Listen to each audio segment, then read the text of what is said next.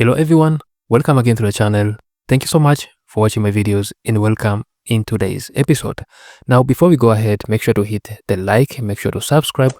It really helps spread the word about KASPA, especially during times like this when everyone is scared and everyone doesn't want to be involved in crypto. So make sure to hit the like, make sure to subscribe, and let's get in today's episode. So KASPA went from 0.07 all the way down to 0.01. And I've seen most of the Bitcoiners trying to make fun of KASPA, mocking KASPA that it cannot become a store value. Only because the market crashed, not only KASPA, the overall market crashed and KASPA experienced the same effects just like other altcoins or just like other cryptocurrencies. Now, this has led to a lot of people to start criticizing about KASPA. And even some KASPA believers are now shaking. Some of them have lost confidence on the future of KASPA. But before you decide to give up on KASPA, I'll tell you, if you want to give up on KASPA, I always say, if you want to give up on KASPA, you have to give up. Because if you need someone to be constantly telling you not to give up, it's not going to be productive. I think for people that are involved in crypto, you have to have reasons why you are into crypto, why you're into KASPA, and not depending on the outside opinions. When you look at the timeline right now, everyone is currently bearish. People are calling for a 50,000 Bitcoin. People are saying that the bull run is over. This was the top and everything. So if you listen to everybody, you're going to make very bad decisions. That's why you need to have conviction. You need to know exactly what you hold and what you exactly want from the crypto assets that you're currently holding, especially KASPA. And when you hold an asset like KASPA that is proof of work, that was fairly launched, novices, and a crypto that is trying to revolutionize the way people see crypto, you're always going to have these times when people are making fun of the price, they're making fun of the community, they're making fun of everything that KASPA is currently doing.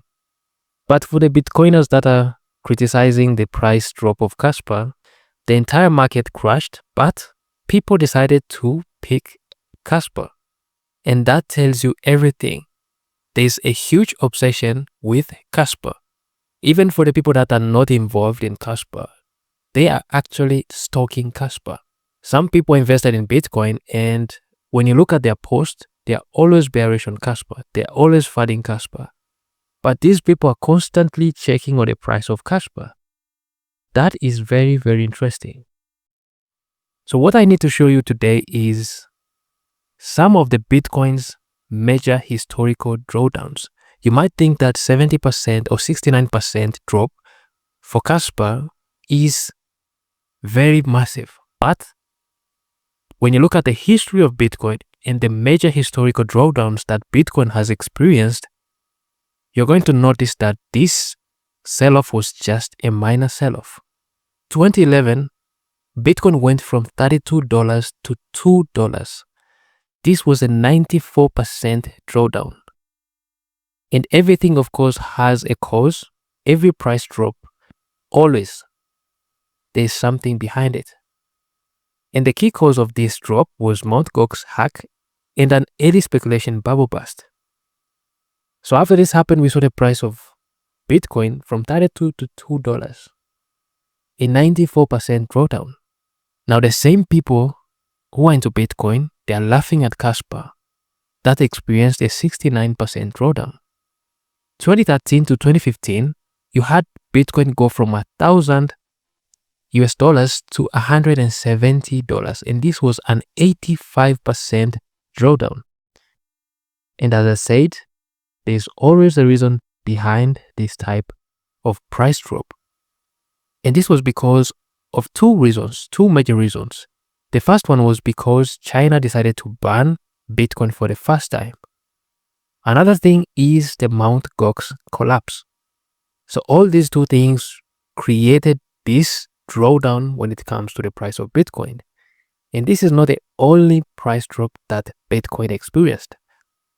Just notice these are two very big crashes, 94%, 85%. Another one was in 2017. Bitcoin fell from 19K to 3K, and this was an 84% drop. As always, there was something behind it. There was an ICO bubble burst. And also, we had regulatory crackdowns. After that, we can see that in 2021-2022, Bitcoin went from 69K to 15,000. And this was the time that made Michael Saylor famous. Because he decided to buy more, people thought that Michael Saylor was crazy. And I believe most of the people started to pay attention to Bitcoin after this. And this was because of a lot of stuff. As I said, there's always a reason as to why these dumps happen. We had Terra Luna crash, we had FTX implosion, we also had Fed tightening. So these are 4 historical crashes that happened in the history of Bitcoin. And as we can see, all of these 4 crashes are much bigger than what we saw happen to KASPA. And just to remind you, there was 19 billion US dollars liquidated in just 24 hours. This is one of the biggest liquidation in the history of crypto. And that really affected the price of KASPA. KASPA went minus 69% in just less than an hour. So this crash might seem like it is the worst, but in actual sense, you're going to realize that things like this happened on Bitcoin. And when it comes to Bitcoin, it was much worse than what happened to KASPA. It is really interesting to see how people flip, how people switch their opinions. People can switch from being more bullish to become very, very bearish in just a few hours. And this has taught me that you need to have your own conviction. You need to study what you hold. If you hold KASPA, just study KASPA. Understand what moves KASPA. Why are you holding KASPA? Because when you listen to a lot of people, people change their opinions. People switch very, very rapid. Especially the crypto influencers. They go with the wind. They talk whatever that makes people excited. Mainstream crypto media, you're going to find out they really change really fast. Someone can go from being overly bullish to becoming very, very bearish in just a matter of seconds.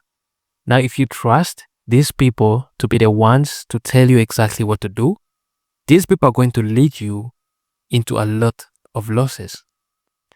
But if you stick with what you understand, of course you have to learn from people, but you have to learn from people that know exactly what they're talking about. After KASPA hits $1, $2, $3, these prices that we are talking about, they are going to be just history. Currently, we are talking about Bitcoin at above 100K.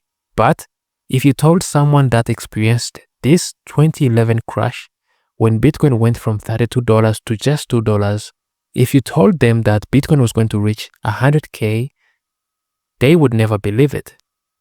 If you told someone that experienced this crash, when Bitcoin went from $1,000 to 170, and this was 85% drop, these people would say that there's no way Bitcoin is going to survive. The same thing is happening.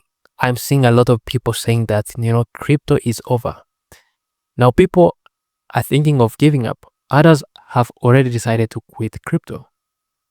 And in my opinion, the best thing you can do if you feel like giving up on crypto is to just give up, because it's going to drain you a lot if you're not prepared to take these drawdowns. You don't deserve $1 or $2 or $3 KASPA or even $10 KASPA if you cannot withstand these types of drawdown. I think the people that cannot handle or cannot stomach a 69% drawdown when it comes to KASPA, I can say that you don't deserve $1 KASPA, you don't deserve $2 KASPA, you don't deserve a $10 KASPA. You see people complaining, people were complaining a lot when the price of KASPA was at 0.08. The price of KASPA was playing at 0.07. ranging between 0.07 to 0.09. People are complaining a lot. But after what happened, people are now praying for these prices. Right now, people are praying for the price of KASPA to go back to 0.07. Now you can see the type of mentality and how markets make people very, very fragile. So for the people that think this is the worst to have ever happened to KASPA, if you're judging KASPA because of what happened during this flash crash, you have to study what happened with Bitcoin. Bitcoin had several flash crashes. 2011, 2013, 2017, 2021. Bitcoin went from 122K to 104K. And this happened in just a matter of minutes. So before you make any type of conclusion, before you decide to hate on anybody that is bullish on KASPA, you just have to do some research. I see the comments, people saying that these are moon stories and everything. Yes, of course, I know exactly what I'm talking about. And people in the comments might be saying that these are hopium videos. I'm just providing hope to some people. This is the way I see the markets, and this is how I perceive everything that is going on.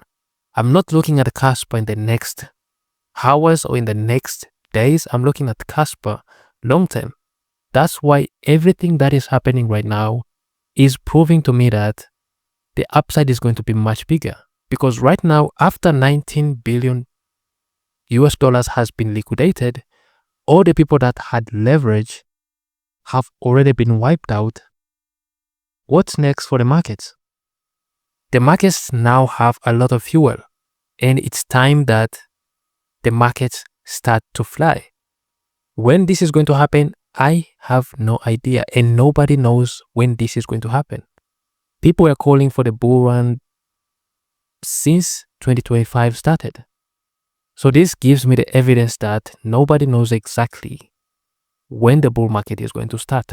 So you have to trust your own conviction. You have to study whatever that you hold, and people will form their own opinions. But that doesn't mean that you have to listen to everybody who has an opinion on KASPA. Let me know what you think in the comment section down below. And if you like this video, make sure to hit the like, make sure to subscribe to this channel, and see you in the next episode.